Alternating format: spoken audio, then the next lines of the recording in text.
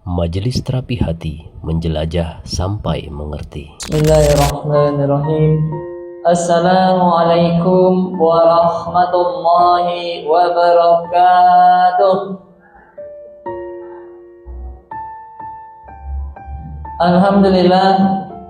Alhamdulillahillazi anzala ala abdihil kitaba wa lam yaj'al lahu iwaja. Asyhadu an la ilaha illallah wa asyhadu anna Muhammadar Rasulullah. Allahumma shalli ala sayyidina Muhammad wa ala ali sayyidina Muhammad. Rabbi shrah li sadri wa yassir li amri wa hlul 'uqdatam min lisani yafqahu qawli. Rabbi zidni ilma. Rabbi zidni ilma. Rabbi zidni ilma. Subhanaka la ilma lana illa ma 'allamtana innaka antal alimul hakim. Innahu min Sulaiman wa innahu bismillahirrahmanirrahim. Apa kabar semuanya? Alhamdulillah, qalbun salim, Allah akbar. Majelis terapi hati sampai.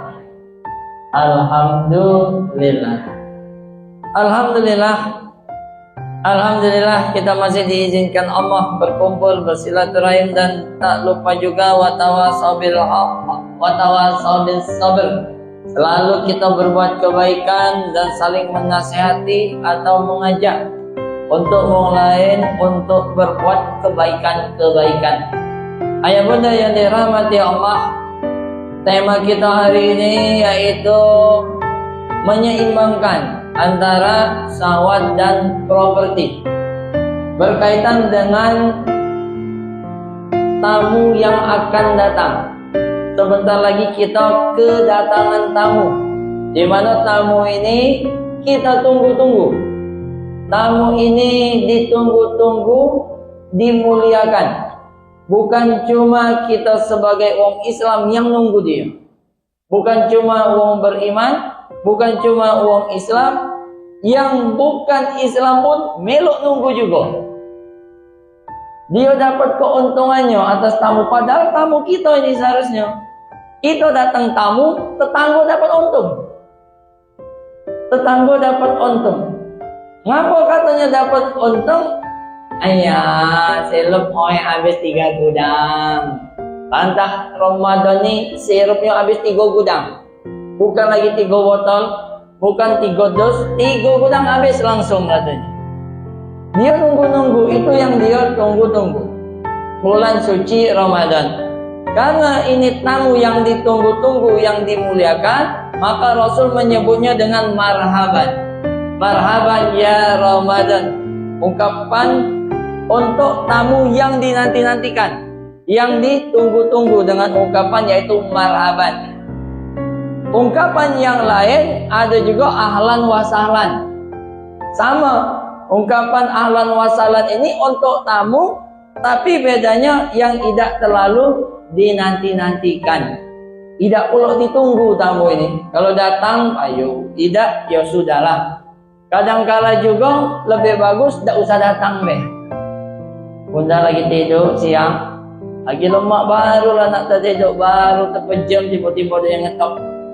Kawan lama, kawan sekolah, cerita kawan sekolah ini ujung-ujungnya nawari MLM, nawari asuransi, nak berjualan dolar, mula nak tertidur, tidurlah nak tidur lagi, tak bisa lagi. Nah itu tamu juga. Tapi tamu itu kan tidak kita harapkan, tidak kita tunggu-tunggu. Nah Ramadan ini dengan marhaban, tamu yang ditunggu-tunggu. Dan tamu ini ditunggu-tunggu dibuktikan Rasul dengan persiapan yang luar biasa. Kapan persiapannya? Khususnya 2 bulan sebelumnya, dengan doa yang sudah kita kenal. Allahumma barik lana fi Rajab wa Sa'ban wa balighna Ramadan. Seolah-olah Rasul itu ngasih tahu sama kita, mulailah dari bulan Rajab, Sa'ban sampai bulan Ramadan, sebelum datang Ramadan, kamu tuh sudah melakukan persiapan-persiapan. Sudah melakukan persiapan-persiapan nak nyambut tamu ini akan datang. Tamu yang dimuliakan, tamu yang ditunggu-tunggu. Khususnya khususnya para muslimah, ibu-ibu. Oleh apa para ibu-ibu? Karena puasa di bulan suci Ramadan ini termasuk amalan unggulan bagi ibu-ibu. Termasuk amalan utama bagi ibu-ibu. Termasuk amalan oncak. Kalau udah oncak, biasa tiap orang tuh ada oncaknya masing-masing. Kalau ada penyanyi, ada lagu oncak. Pokoknya mana nyanyi lagu itu tuh lah pokoknya. Lah hafalnya di luar lah. Ustaz pun ada pun kadang pun ayat-ayat oncak. Ada. Jadi kalau misalnya tiba-tiba dipanggil, ayat itu keluar. Karena sudah tahu, sudah hafal. Nak dibolak-balik ayatnya hafal. Nak dipotong-potong ayatnya itu ayat oncak. Nah, Bunda, ada amalan oncak. Dari mana kita lihat amalan ini unggulan? Dari Nabi Muhammad SAW bersabda. Hadis ini khusus untuk ibu, tidak disebut ke bapak. Bagi para wanita yang dia mengamalkan 4 amalan. Kalau dia melakukan 4 amalan ini, dia akan masuk surga. Bukan cuma sekedar masuk surga, tapi juga dari pintu manobe. Apa artinya Bunda dari pintu manobe? Allah itu bukan lagi menyambut wanita ini di dalam surganya Allah, tapi Allah itu sudah ngasih, ini surga untuk kamu. Karena kalau sudah dari pintu manobe, berarti surga itu sudah punya dia. Bunda ada rumah, ini rumah Bunda Dewe, nak masuk dari pintu manobe, bebas.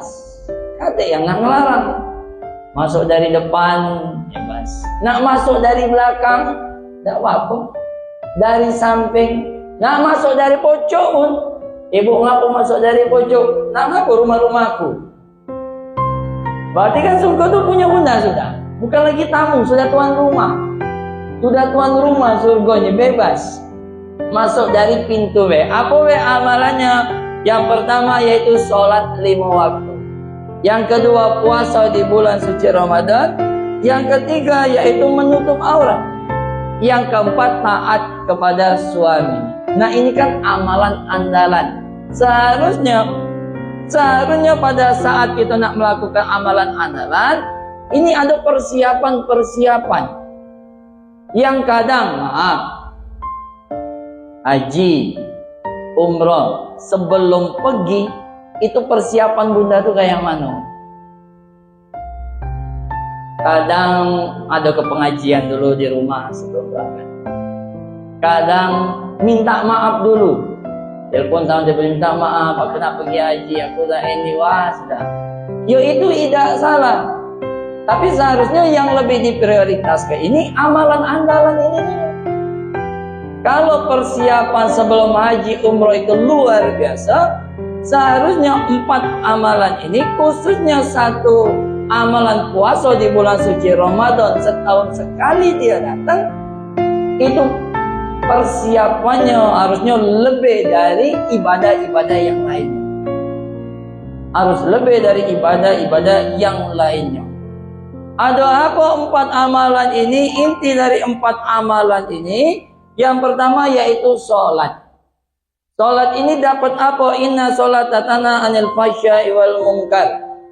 Berbagai macam para ulama itu mengartikan fahsya dan munkar. Ada juga yang mengartikan fahsya itu kejahatan batin. Penyakit hati, iri, dengki, dendam, sombong, senang lihat orang susah, susah lihat orang senang. Itu termasuk fahsya. Mungkar itu kejahatan fisik. Kejahatan fisik itu mungkar. Nah, dengan dia sholat, dia itu mampu menahan, mampu meredam dari kejahatan lahir dan kejahatan batin. Yang pertama, sholat itu intinya dia bisa menahan. Yang kedua, puasa. Puasa kayak kita jelaskan, yang intinya puasa ini dia juga menahan. Yang ketiga, yaitu menutup aurat. Inti dari menutup aurat sama, dia menahan. Yang keempat, taat kepada suami. Taat kepada suami pun intinya dia menahan. Walaupun bunda sudah S1, S2, S3, sekarang sudah S25 Samsung Galaxy. S25 sudah. Nah, walaupun bunda S3, suami ini cuma lulusan SD, yang kalau secara kepintaran, kecerdasan, pintar istrinya, tapi dia menahan untuk mendebat suaminya. Jadi inti taat sama suami itu dia menahan. Dia menahan mendebat suaminya, protes terhadap suaminya. Walaupun di dalam hatinya berat, tapi karena ini perintah Allah melalui Rasulnya, dia tahan. Jadi empat amalan ini itu intinya wanita itu sukses pada saat dia mampu menahan lisan, menahan pikiran, perasaan, perbuatan. Nah, yang akan kita bahas yaitu amalan yang kedua, yaitu puasa di bulan suci Ramadan. Kita buka ayatnya di surat 2 Al-Baqarah ayat 183. Surat 2 Al-Baqarah ayatnya 183.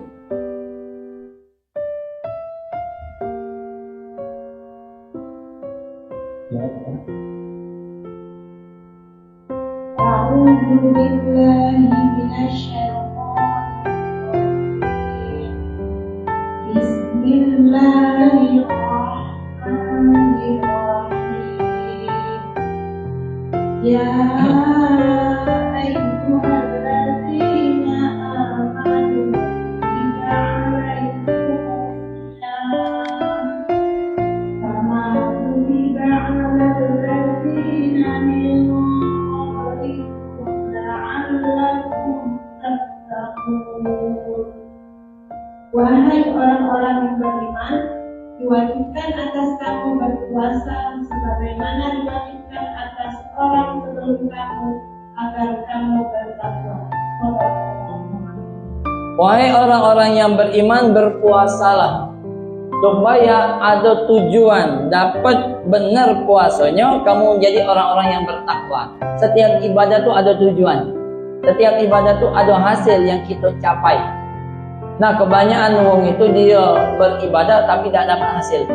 Biasanya apa sebabnya dia tidak dapat hasil? Biasanya sebagian besar yang menyebabkan dia tidak dapat tujuan, tidak dapat hasil, dia disibukkan dengan urusan fikih.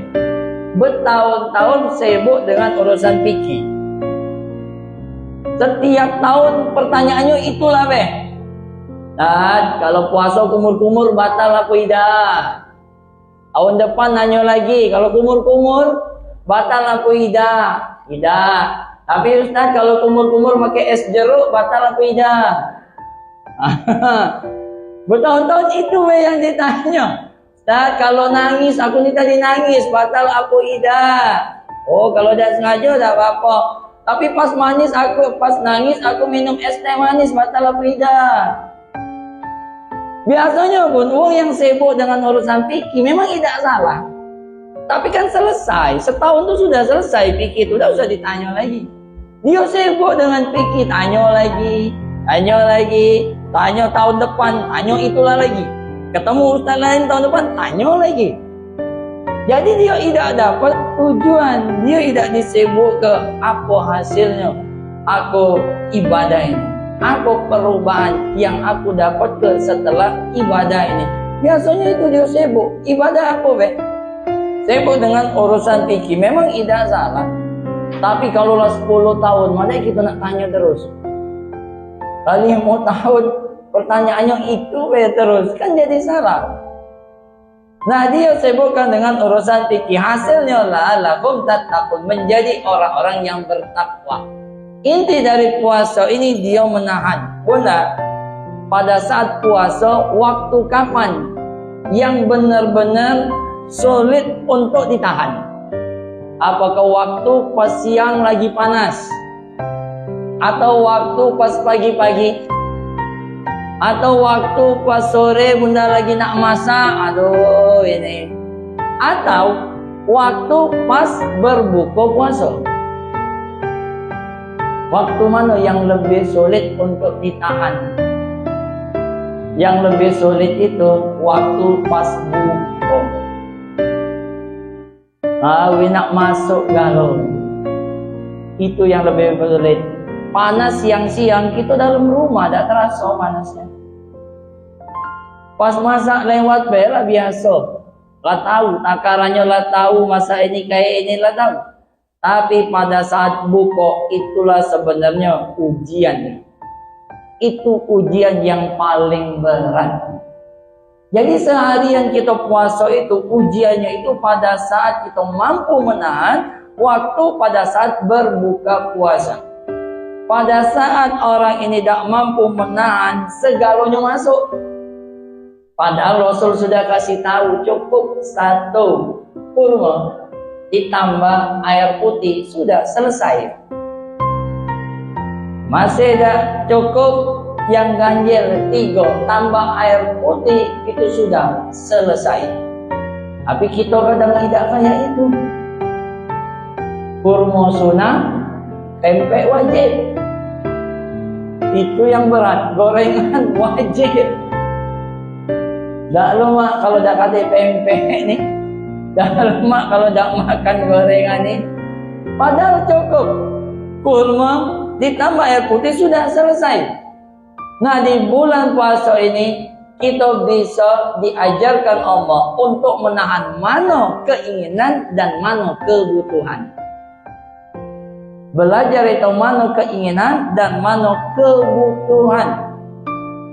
Bunda minta beli HP, Pak, beli ke mama HP.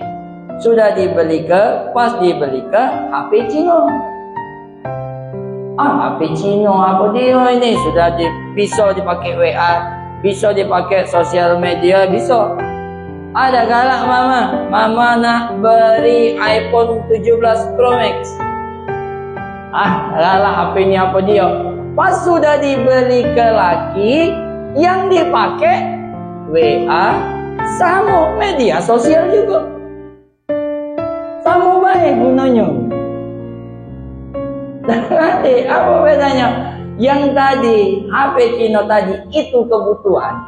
Nah, pada saat yang HP yang baru lebih mahal ini itu jadi keinginan. Kecuali ada fitur yang tidak dimiliki HP ini, ada dimiliki itu nak kita pakai, itu baru kebutuhan. Tapi kebanyakan orang tidak kayak itu. Nak ganti HP yang dipakai itu sama baik. Aplikasinya itulah WA, nelpon, scrolling TikTok, dah selesai. Bisa kalau HP yang lain, itulah yang dipakai. Nah, di bulan suci Ramadan ini kita diajarkan Allah bahwa mana kebutuhan dan mana keinginan.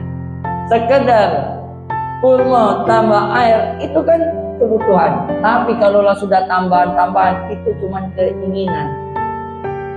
Bisa meredam, dan pada saat kita tidak mampu mengendalikan keinginan, khususnya makanan, apa kata Imam Al-Ghazali, pada saat seseorang yang tidak mampu mengendalikan perut atau makanan, dia otomatis tidak mampu mengendalikan yang di bawah perut, alias syahwat. Kalau anak-anak kita pas buka makannya lahapnya masuk, itu berhati-hati, nasihati pelan-pelan. Begitu buka, sholat dulu, jangan langsung makan, pelan-pelan makannya. Karena otomatis pada saat dia tidak mampu mengendalikan perut, itu dia tidak mampu mengendalikan yang di bawah perut. Maka banyak salah satu ciri di akhir zaman, akhir zaman apa kata Rasul, merajalelanya seksual, perzinahan. Meraja perzinahan ini oleh apa? Karena tidak mampu mengendalikan makanan. Gawe nak makan. Nah, pada saat terjadi perzinahan ini sebenarnya faktor faktor utama dari zina itu laki-laki apa perempuan? Faktor utama dari zina itu laki-laki apa perempuan? Perempuan itu faktor utamanya, bukan laki-laki. Kalau tidak percaya, kita buka suratnya 24 ayat 2. Surat 24 ayat 2. Silakan langsung artinya.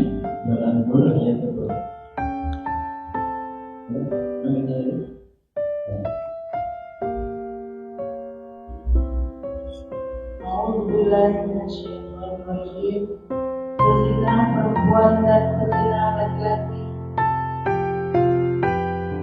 adalah masing-masing dari keduanya 100 kali, dan janganlah merasa belas kasihan kepada keduanya. Geser, Mencegah Bet. kamu untuk Geser. menjalankan agama atau hukuman Allah. Jika kamu beriman kepada Allah dan hari kemudian, dan hendaklah pelaksanaan hukuman mereka disaksikan oleh sebagian orang-orang yang beriman. Pezina perempuan dan pezina laki-laki, Allah sebut keduluan perempuan, bukan laki-laki. Al-Quran itu, Bunda, Al-Quran itu ayat, Bunda, tidak mungkin terbalik-balik. Dia beraturan. Siapa yang disebut keduluan atau apa yang disebut keduluan, berarti itu yang utama. Kalau kita nulis, ya mungkin kita terbalik-balik.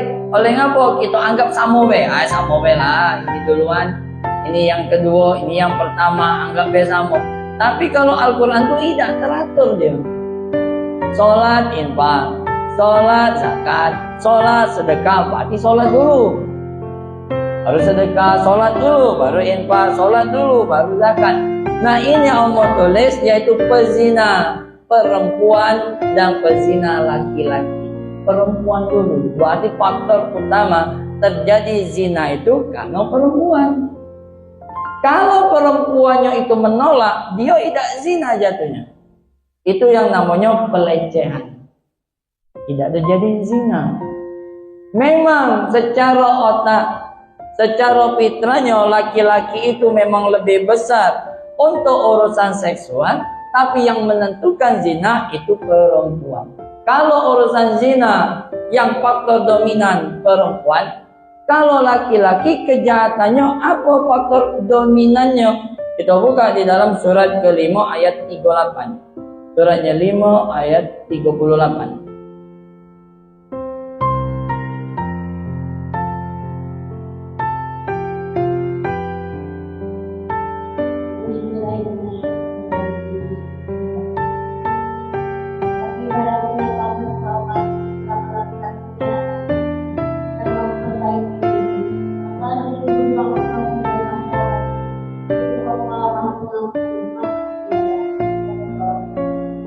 Salah, 5:38. Surat Al-Maidah. Adapun orang laki-laki maupun perempuan yang mencuri, potonglah tangan keduanya sebagai balasan atas perbuatan yang mereka dan sebagai siksaan dari Allah. Dan Allah Maha Perkasa, Maha Bijaksana. Adapun laki-laki dulu mau sebutkan. Laki-laki dan perempuan apa kejahatannya? Mencuri, maling.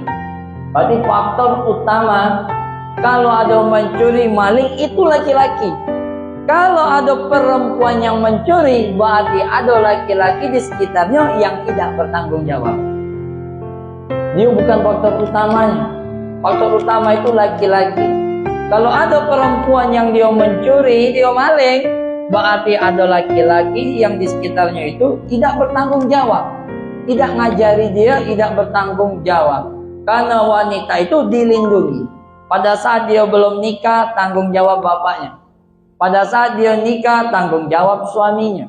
Pada saat dia cerai ataupun sudah wafat suaminya, tanggung jawab balik lagi ke bapaknya. Atau balik lagi ke saudara-saudara laki-lakinya. Atau ke mamangnya. Tanggung jawab laki-laki di sekitarnya. Nah, kejahatan laki-laki itu mencuri. Maling itu faktor dominan kejahatan bagi laki-laki. Keinginan tertinggi laki-laki mencuri ini biasanya untuk apa? Kembali ke tadi, urusan syahwat.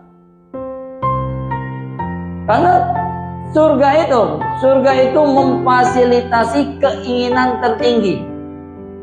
Keinginan tertinggi bagi laki-laki itu difasilitasi Allah di surga. Maka di surga itu laki-laki sudah dipersiapkan bidadari. Allah tuh lah tahu, kendak lanang tuh lah tahu. Sabar kata Allah, dunia tuh tahan. Kaget, akhirat di surga, persiap ke kau. Yang dah katik di dunia, yang dah pernah ketemu di dunia, sudah kupersiapkan bidadari di surga. Faktor tertingginya. Nah, faktor tertinggi keinginan para wanita itu apa bunda? Bunda pengen apa? Yang paling seneng di dunia nih apa? Khadijah itu disampaikan. Wahai Khadijah, kata malaikat Jibril, disampaikan Allah. Wahai Khadijah, ada pesan dari Allah. Kaget di akhirat di surga, engkau telah dipersiapkan properti yang mewah. Rumah-rumah yang mewah. Asia, istri Fir'aun, pada saat dia disiksa oleh suaminya, apa yang dia minta? Apa dia minta laki baru? Tidak dia minta. Kita buka surat 66 ayat 11. Suratnya 66 ayatnya 11.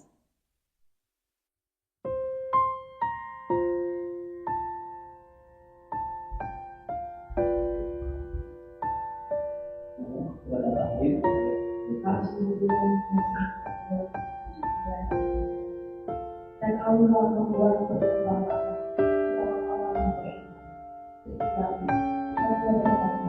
Ya Tuhanku, berikanlah untuk hidup berumah surga, dan selamatkanlah aku dari neraka dan perbuatan, dan selamatkanlah aku dari Asia, istrinya Fir'aun, pada saat dia susah ketemu suami Fir'aun, disiksa menderita dia tidak minta laki baru. Dia tidak minta ya Allah di surga kaget ganti laki, di dunia ini gantilah baik, tidak. Tapi yang dia minta, persiapkan aku properti rumah di surga. Yang dia minta rumah di surga. Tapi beda dengan lanang. Kalau lanang lah tidak kuat dengan istrinya hari ini, tidak minta rumah. Untuk apa lagi rumah? Minta apa? Lagi bini baru. Kalau bisa di dunia ini be Allah, lamun yang di akhirat langsunglah di dunia be. Berarti kan keinginan laki-laki tertinggi itu dia urusan syahwat, keinginan perempuan tertinggi itu urusan properti, rumah, barang-barang mewah. Itu keinginan para istri, para ibu-ibu, wanita-wanita. Maka suami yang baik, suami terbaik itu dia memfasilitasi, berusaha memberikan properti yang terbaik. Tapi istri yang terbaik itu dia berusaha memberikan pelayanan seksual yang terbaik. Jadi pas nih. Setuju apa tidak ini? Kira-kira bapak pun kalau laki beli rumah pakai nama ibu, tidak masalah. Coba kalau ibu beli, galak pakai nama bapak. Anu kalah, lemah nih. Beli mobil pakai nama ibu, tidak masalah. Baiklah, tidak masalah. Karena itu bukan keinginan tertinggi. Itu bukan keinginan tertinggi. Dia urusan syahwat. Nah, momentum bulan Ramadan ini Allah mengajarkan sabar. Agak di surga sudah kami persiapkan keinginan tertinggimu, laki-laki perempuan kami sudah tahu. Kami sudah tahu, tidak usah diminta lagi apa yang diinginkan. Perempuan pengen properti yang mewah, barang-barang bermerek, barang-barang mewah, itu yang dia inginkan. Maka kadangkala laki-laki itu dia rela berbagai cara dia lakukan, bahkan bukan cuma halal, haram pun dia lakukan. Untuk apa urusannya? Untuk seksualnya.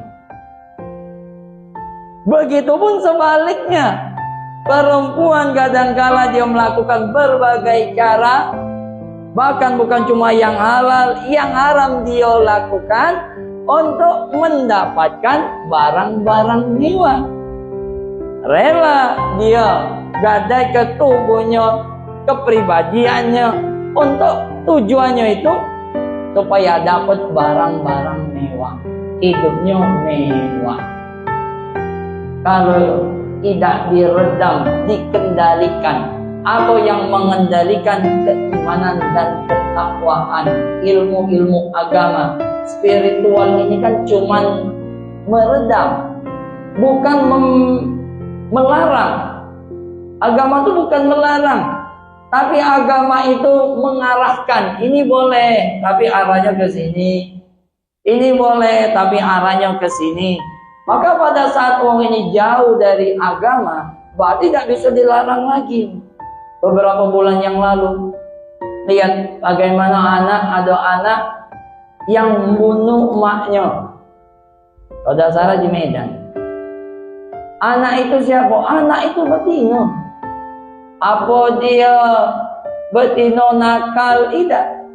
Berprestasi, ranking dia di sekolah, juara di sekolah, pintar, cerdas, tapi dia bunuh emak. Apa sebabnya? Karena jauh dari ilmu agama, keimanan dan ketakwaan. Agama ini cuma mengarahkan. Boleh kalau yang tadi dia untuk urusan sawah diperbolehkan oleh agama menikah, bukan dilarang. Kalau dilarang, usah kita. Kalau ustaz tidak boleh nikah, tak jadi ustaz. Tak enggak ada lalat dia jadi ustaz. Kalau kan di agama sebelah kan tak boleh nikah, katanya petinggi agama tak boleh nikah. Kalau Islam ustaz tak boleh nikah, dilarang omong, tak hati yang jadi ustaz. Bukan dilarang, tapi diarahkan. Silakan nikah.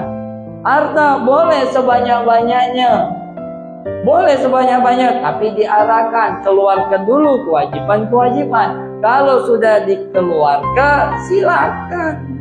Bukan tidak boleh. Nah, puasa ini, bulan suci Ramadan ini kan menahan, mengajarkan kita untuk menahan mana keinginan dan mana kebutuhan. Mana keinginan dan mana kebutuhan pada saat di waktu berbuka puasa. Dimana pada saat waktu buka puasa itu baru berbenturan mana keinginan dan mana kebutuhan. Yang pertama, ayat di dalam bulan suci Ramadan, surat 2 Al-Baqarah ayat 183, itu mengajarkan kita untuk menahan. Inti dari puasa yaitu menahan, khususnya bunda-bunda para muslimah. Mampu menahan lahir dan batin, fisik dan juga pikiran itu harus mampu menahan. Karena orang-orang beriman dia siap selalu kebaikan-kebaikan. Kita buka di dalam surat 8 ayatnya 2 dan 3. Surat 8 ayat 2 dan 3.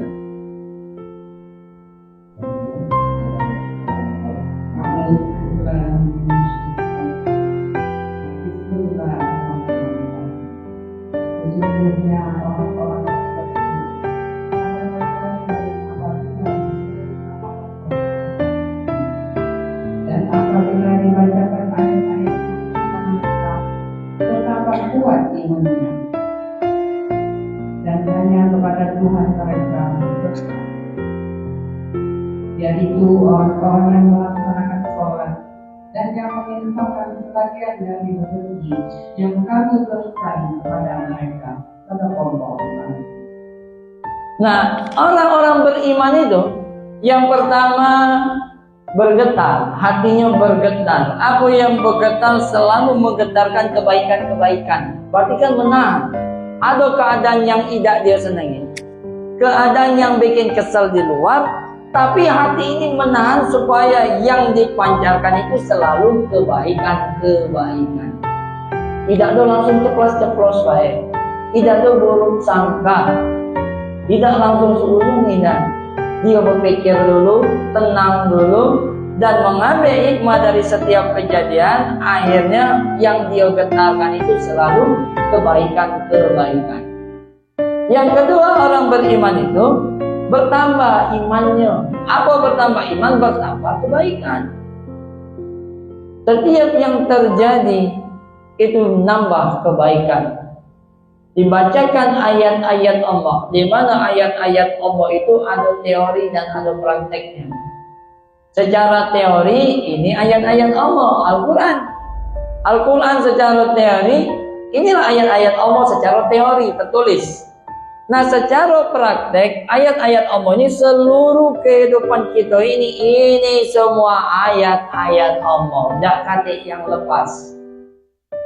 Pada saat pergantian siang dan malam, ada siang, ada malam, Al-Quran lah nulis.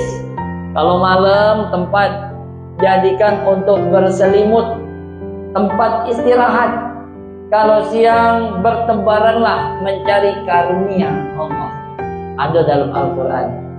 Kita lihat bintang, bulan, matahari, ada dalam Al-Quran. Kita lihat adanya kematian, ada kelahiran, ada rezeki yang tidak disangka-sangka, itu sudah ada dalam Al-Quran. Termasuk kita ngumpul bermajelis ini, sudah ada di dalam Al-Quran. Tidak kata yang lepas. 24 jam itu semua ayat-ayat Allah. Dan orang beriman selama 24 jam dia melihat, merasakan ayat-ayat Allah, bertambah kebaikan-kebaikan. Setiap waktunya, setiap detik, menit, jam kita melihat, mendengar, merasakan ayat-ayat Allah, nambah kebaikan, nambah kebaikan. Pada saat nambah kebaikan, innal hasana yusibas sayyi'at. Sesungguhnya kebaikan mengusir semua kejahatan. Otomatis kebaikan bertambah, kejahatan berkurang. Innal hasana yusibas sayyi'at. Kebaikan itu akan mengusir dengan kejahatan-kejahatan. Dan orang beriman dia hanya bertawakal hanya kepada Allah. Berharap, meminta itu hanya kepada Allah. Berusaha semaksimal mungkin, ikhtiar semaksimal mungkin, berdoa semaksimal mungkin, dan melepaskan semuanya itu hanya kepada Allah. Itulah orang-orang yang bertawakal. Terserah. Kalau dia sudah bertawakal guna, dia lepas. Nah, dikabul ke ida, yang penting akulah sudah minta, laku berikan yang terbaik, sudah dikabul ke payo ida, ya sudah. Pokoknya pasti yang terbaik. Nah, hari ini, nah besok, bulan depan, tidak jadi pikiran lagi. Apa yang diminta itu tidak jadi pikiran lagi. Itulah orang-orang yang bertawakal. Dan biasanya ternyata apa yang kita lepas ke ida, kita pikirkan itu yang lebih cepat dikabulkan oleh Allah. Itu yang lebih cepat dikabulkan oleh Allah. Tapi pada saat kita berdoa, kayaknya terlihat khusyuk, itu justru kadang lama dikabulkan oleh Allah. Ada rasa takut. Kalau tidak dikabulkan kayak mana? Nah, kalau ini tidak terjadi kayak mana? Nah, ada rasa takut, itulah yang menghalangi Allah ngabulkan dosa, Allah ngabulkan permintaan kita. Nah, tapi pada saat kita lepas, contoh kayak ini, bunda ngedoai anak, Rabbi habli minas sholihin, semoga menjadi soleh, semoga menjadi soleh. Lisan kayaknya khusyuk, doa kayaknya khusyuk, tapi dalam hati bisa beda. Bisa beda, ini terjadi yang beda. Nah, itu lambat dikabulkan Allah. Tapi pada saat kadang-kala bunda, ini nak jadi apa? Nak kalian. Jadi dia cepat langsung. Nak kalian dia. Kalau tak kata beban, langsung jadi. Nah dikabul ke, tidak dikabul ke, itu langsung jadi. Jadi orang bertawakal itu sudah tidak berharap lagi. Sudah, yang penting berikan yang terbaik, doa yang terbaik, ikhtiar yang terbaik, usaha yang terbaik, sudah lepas dikabul ke, ayo tidak, ya sudah. Yang penting tugas aku sudah, kewajiban sudah dilakukan. Di ayat selanjutnya, ayat Ramadan itu 183 sampai 187. 183 puasa.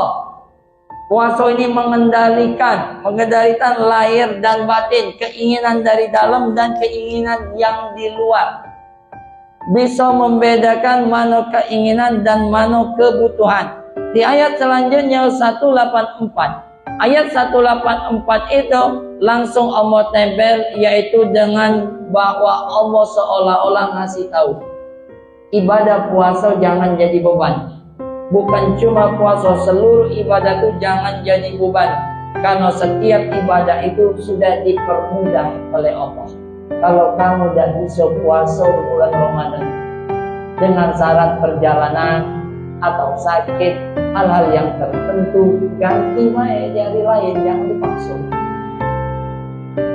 Jangan dipaksa. Rasanya kalau manusia udah kata yang kayak ini, begitu bapak pegawai, sehari sakit istirahatlah dulu, 2 hari sakit istirahatlah dulu, 3 kali kata bosnya jadilah belum. Ada tidak sembuh-sembuh, kalau itu masuklah pulau, tak sakit tidak, masuk Pak. Paling 3 hari, paling lama 7 hari lah. Gimana dengar bos itu dengar gitu di rumah, bukan di rumah sakit, sudah lah itu, masuk. 7 hari nak kapannya di rumah sakit baru boleh. Tapi kalau Allah mempermudah, nah berapa hari, 30 hari kamu sakit, tak usah jadi beban. Hari lain pada saat sehat ganti beli hari lain. Gantinya pun mudah, tak usah nak berturut-turut nian. Kapan sempat ganti di hari lain. Ternyata tak bisa di hari lain, tak bisa juga ganti lagi. Dengan apa? Dengan fidyah. Membayar, memberikan, bersedekah, menunjuk makan kepada orang-orang miskin. Bersedekah, berbagi. Berarti puasa ini seolah-olah disetarakan Allah untuk berbagi, sama amalannya. Kalau kamu tidak bisa lagi puasa di hari lain, ganti bayar dengan fidyah. Ngasih makan uang miskin sebagaimana apa yang kamu makan. Jangan dikurang-kurangi. Kayak mana besaran makan sehari, nah kasih uang miskin, kasih uang yang membutuhkan. Ternyata di bulan Ramadan puasa ada kewajiban kita untuk bersedekah. Inti dari sedekah ini apa? Menahan lagi. Menahan lagi. Kita buka ke surat 3 ayat 134. Suratnya 3 ayat 134.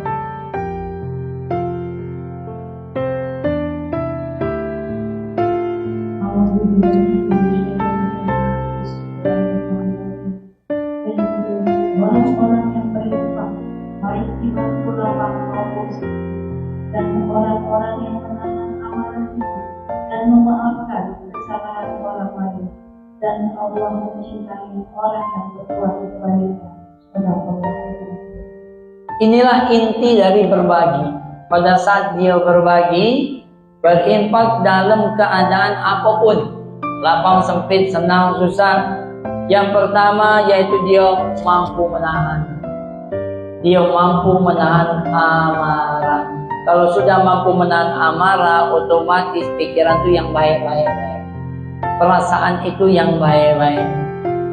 Setelah itu dia mampu memaafkan kesalahan orang lain. Dia mampu memaafkan kesalahan orang lain. Dia tidak jadi pendendam.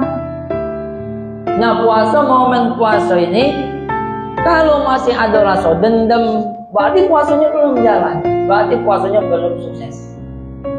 Berarti ada amalan yang tidak dia lakukan selama bulan suci Ramadan, sehingga keluar dari bulan suci Ramadan masih mudah marah, masih pendendam. Berarti ada yang salah. Maka bisa dicek diri pribadi kita ini, pintar-pintar menghisap diri kita. aku ini apalah kekurangan atau yang tak bisa kendali ke lisan, tak bisa kendali ke kata. Oh mudah nian marah kata. Tak bisa kendali ke kalau lah belanja lah tak tahu lagi. Momentum Ramadan ini itu harus semuanya bisa berubah. Harus mampu menahan. Dengan cara apa? Puasa dia, dan dalam puasa dia bersedekah. Jadi ada kewajiban kita bersedekah selama bulan suci Ramadan. Kapan, di mana ambeknya yang selama 2-3 kali kita makan, di bulan suci Ramadan ini jadi 2. Nah yang sekali inilah kita sedekah tuh.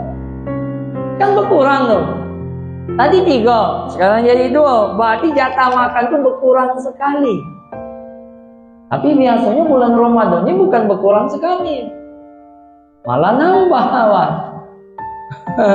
Karena pada saat dia berbuka nambah, dia dijamak tapi tidak dikosor. Makannya dijamak tapi tidak dikosornya, digabung ke kalau mulai dari tadi sarapan pagi tidak, siang tidak, biasa aku makan sore, iya ini, nah digabung. Jadi pas buka puasa, berarti dia belum berhasil puasa. Maka puasa tahun ini harus berbeda. Tahun ini harus berbeda. Tahun yang lalu ya sudahlah lewat. Biasa kalau tahun lalu pas buka pempek siko, kurma siko, pempek 5. Kurma siko, laksan 5. Pempek siko, limpungan 5. Kurma memang tak lepas, pertama memang kurma tuh, tapi di belakangnya melok kamu. Kawan-kawannya tuh melok galau. Nah tahun ini itu harus berbeda. Benar-benar kita dapatkan hasil dari bulan suci Ramadan.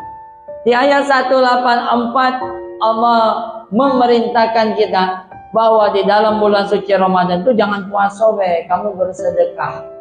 Bersedekah itu menahan ego. Menahan ego dan dia meningkatkan loyalitas sama uang lain. Peduli dengan uang lain. Dia lebih peduli dengan uang lain. Di ayat selanjutnya 185 yaitu bulan Ramadan adalah bulan di dalamnya turun Al-Quran. Allah ngasih tahu Ramadan ini turunnya Al-Quran, sehingga bulan ini penuh dengan berkah, penuh dengan kemuliaan, bulan yang ditunggu-tunggu. Maka di bulan Ramadan kita belajar Al-Quran, perdalam Al-Quran. Tidak usah cepet-cepet. Tahun lalu lah itu yang cepet-cepet tuh, lomba-lombaan. Kami lah 3 kali, kami 4 kali, kami diam-diam baik 7 kali kami, tapi diam-diam baik. Tak galak ngasih tahu, katanya. Tapi kami lah 7 kali. Tak tahu galau lah wong itu berarti. Lomba-lombaan untuk mengatakan Al-Quran. Memang kalau tidak salah Imam Syafi'i itu 60 kali rasanya. Dalam 1 bulan Ramadan 60 kali dia khatam Al-Quran. Berarti kan siang malam, siang sekali, malam sekali, siang sekali, malam sekali. 30 hari 60 kali. Nah ternyata itu apa sebabnya ngapa Imam Syafi'i ini bisa kayak itu? Para ulama itu melihat karena Imam Syafi'i ini sudah ahli marojal hurufnya tidak diragukan lagi, bacaannya tidak diragukan lagi, semuanya sudah ahli. Kalau jadi baca cepat benar, baca cepat bagus benar, jadi tidak diragukan lagi, makanya bisa cepat. Kalau kita kan nak cepat salah, jangankan cepat, lambat-lambat masih salah. Jadi Imam Syafi'i itu tidak diragukan marojal hurufnya, hukumnya, segalanya, asbabun nuzulnya sudah tahu. Jadi bacanya kayak biasa sudah benar kalau. Jadi 60 kali dalam 1 bulan khatam itu dalam keadaan benar, sempurna. Jadi ada memang asbabun nuzulnya, sebabnya. ada sebabnya. Nah, kita jangan eloi kalau kita belum benar. Mending 1 bulan cuma 1 juz, tapi itu benar, diamal ke pula, nambah ilmu. Oh, huruf ini hukumnya ini, oh maraja hurufnya ini, nambah. Sudah santai weh. Itu lebih berharga daripada dia cuma baca salat terabas weh. Pokoknya yang penting selesai, yang penting naman, yang penting khotam. Nah, di bulan suci Ramadan, apa intinya? Salah satu dapat pada saat dia belajar Al-Quran. Kita buka surat 17 ayat 14. Surat 17 ayatnya 14.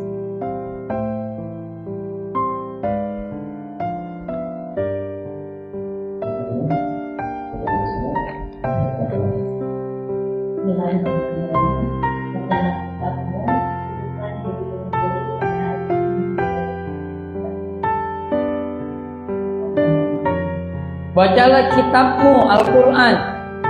Cukuplah dirimu menghisap dirimu dewek. Benar dia belajar Al-Quran. Salah satu manfaat Al-Quran. Manfaat Al-Quran itu kan banyak. Penyakit hati. Wa nunazzilu minal Qur'ani ma huwa syifa. Siapa yang dekat, dia dapat kemuliaan. Banyak. Tapi salah satu manfaat Al-Quran ini, kita pintar menghisap diri kita dewek. Kita pintar mengetahui kesalahan diri kita dewek.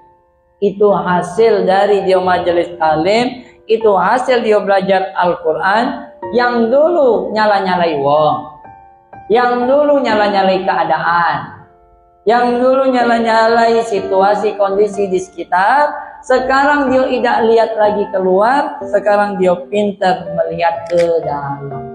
Ini pasti salah aku. Ini pasti salah aku. Di dalam setiap kejadian itu ada 2 sisi. Ada 2 sisi, dan orang yang pintar menghisap dirinya, dia tahu posisi dia di mana.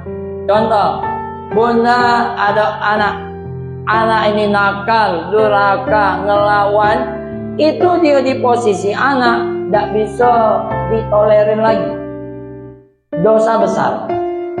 Sebagai anak, dia dosa besar.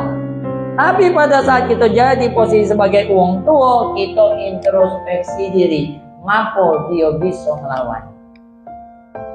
Mungkin aku ini salah menjadinya dulu. Apa yang harus aku perbaiki? Jadi tidak bisa orang tua ini 100% nyalai anak. Kadang kan kayak itu. Dasar anak nakalnya tidak bisa diatur, durhaka.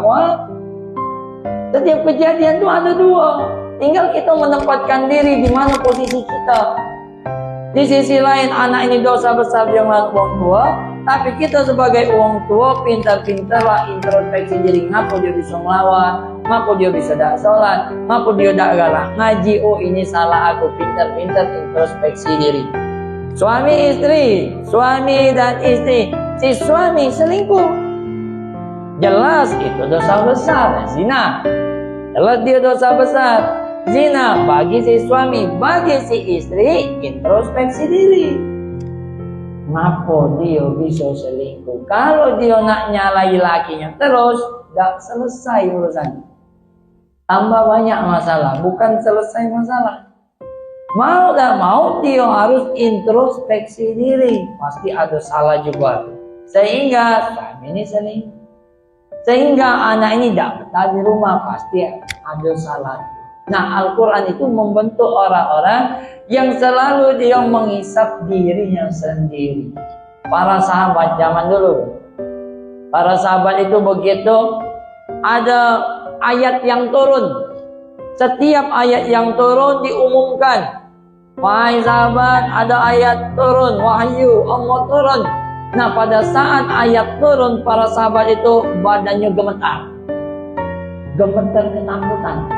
Oleh ngapa dia gemetar? Dia langsung berpikir, jangan-jangan ayat ini untuk aku. Kemarin aku salah. Jangan-jangan Allah tegur aku melalui turunnya ayat ini.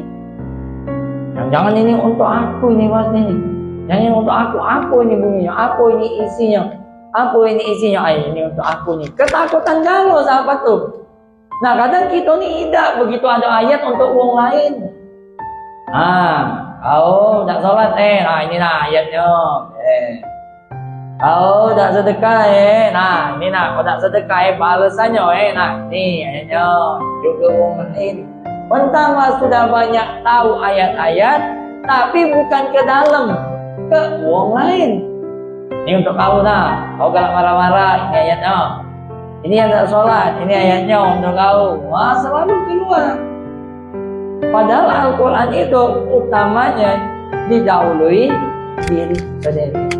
Nah, di bulan suci Ramadan, yaitu kita pintar-pintarlah membaca diri kita sendiri, menghisap diri kita sendiri. Dan di bulan suci Ramadan, kita juga harus tahu diri dan sadar diri. Harus kita kembalikan fitrah kita sebagai manusia, sadar diri dan tahu diri bahwa siapa sih aku nih. Karena banyak orang yang tak tahu. Banyak orang yang tak tahu kau tuh siapa. Oh, aku nih inilah apa dia inilah. Kau tuh siapa? Pokoknya kayak inilah, kayak itulah. Siapa sih diri kita ini? Kita buka lagi surat 17 ayat 70.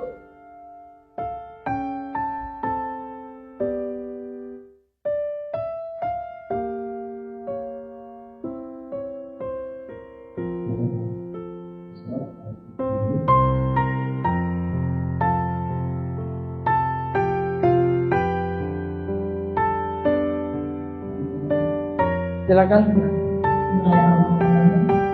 Sungguh aku telah melihatkan Adam dan kami angkut mereka dari darat dan di laut, dan kami beri mereka rezeki dari yang baik-baik, dan kami memberikan mereka di atas banyak makhluk yang kami ciptakan dengan sempurna untuk Allah. Nah, inilah sesungguhnya diri kita ini.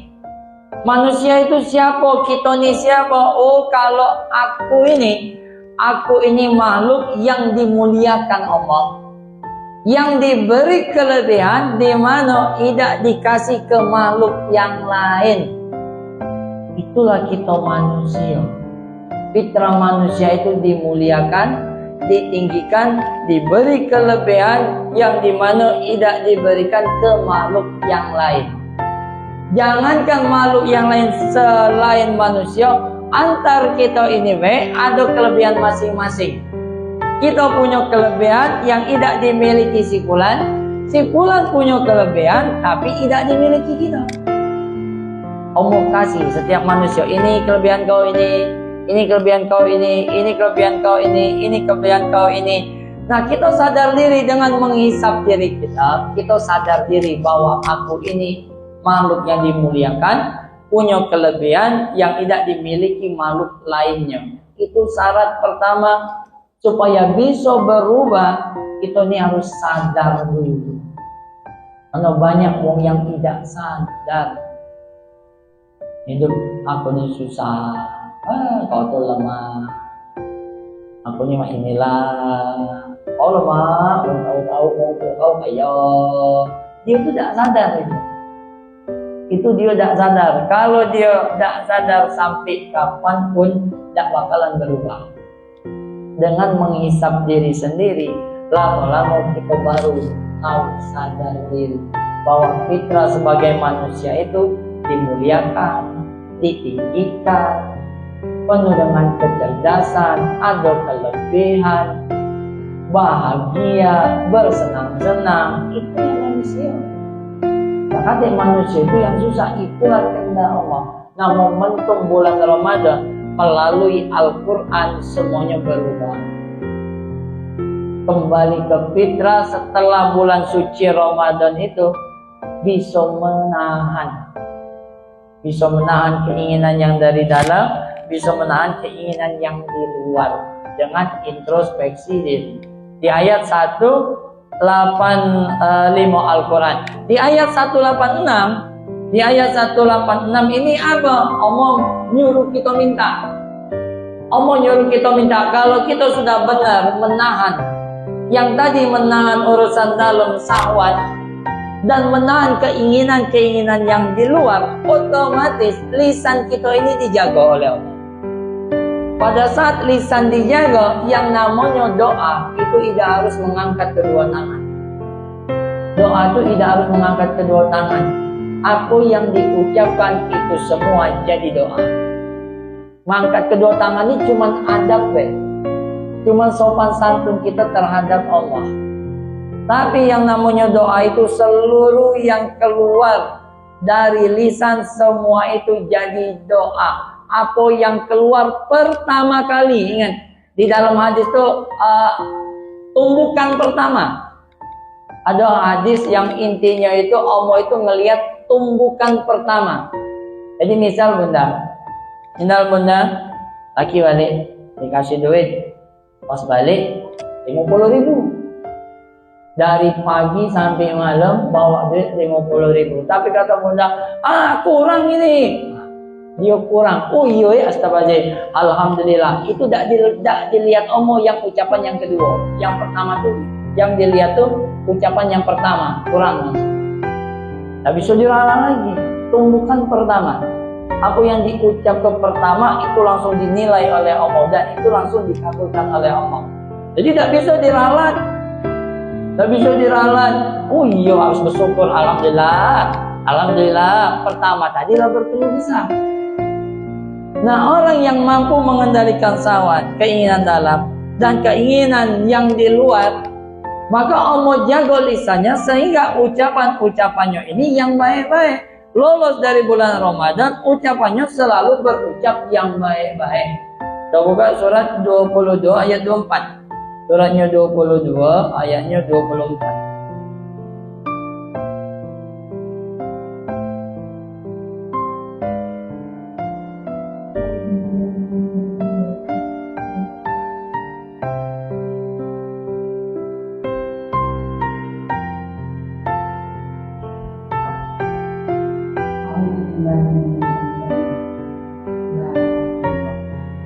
Dan mereka diberi pada ucapan-ucapan yang baik dan bersetuju pula pada Allah. Dan orang-orang yang bertakwa itu Allah beri petunjuk ucapan yang baik dan perbuatan-perbuatan yang baik-baik. Hasil dari Ramadan la'allakum tattaqun itu membentuk orang-orang yang lisannya baik dan perbuatannya baik. Ngapa lisan baik tadi? Karena setiap ucapan itu jadi doa. Jadi benar-benar dijaga. Tak bisa kita jaga. Ternyata ini secara fisik memang kita yang ngomong, tapi kita ini tak bisa jaga loh lisan kita. Kalau tidak minta pertolongan Allah. Mana contohnya di akhir ayat? Man qala akhir kalam, kata Rasul di akhir ayat, man qala akhir kalam la ilaha illallah. Kamu ngomong la ilaha illallah dakhalal jannah, surga. Di akhir hayat sakaratul maut kamu mengucapkan la ilaha illallah, kata Rasul dijanjikan surga. Tapi pas akhir hayat ternyata tidak semudah itu. Kalau hari ini bisa kita mengucapkan la ilaha illallah, tapi pas sakaratul maut kalau tidak bantuan Allah yang bisa mencapai itu Allah kunci. Jadi lisan ini Allah yang mengendalikan. Dengan mendekatkan diri kepada Allah, beriman dan bertakwa, lisan dijaga. Hati-hati, setiap ucapan itu jadi doa. Contoh, bunda ada tetangga, anak tetangga ini kena narkoba. Ada anak tetangga kena narkoba, bunda cerita kemana-mana. Kamu tetangga kanan, anak si A itu narkoba. Depan, anak si A itu narkoba. Belakang, si A narkoba. Akhirnya sekomplek itu tahu. Yang tadi tidak tahu gara-gara kita dia tahu. Seseorang itu tidak bakalan dimatikan Allah kecuali dia merasakan apa yang dia ucapkan. Kayak lama-lama anaknya narkoba. Jadi kau kemana-mana. Si A itu, lakinya selingkuh. Lakinya itu selingkuh. Nyaknya bini majelis taklim. Laki tak dia harus selingkuh. Cerita sama si A, cerita sama si B, cerita sama si C. Wah, cerita pula di majelis taklim. Cerita lah rame-rame. Banyak wong yang tahu suatu saat laki yang selingkuh juga. Itu banyak terjadi. Banyak itu terjadi. Maka aib wong lain tuh jangan pernah kita cerita. Apalagi nyeritonya antusias, semangat. Oh, laki si A itu cahaya baik, dia semuanya talim, dia tuh selingkuh, aku lihat-lihat. Semakin dia bersemangat, antusias, dia cerita, semakin cepat pula terjadi. Apa kebalikannya, begitu ada kebaikan orang lain, kita cerita ke kelebihan orang lain, kita cerita ke cepat atau lambat, kita dapat juga kelebihan orang itu, kebaikan orang itu.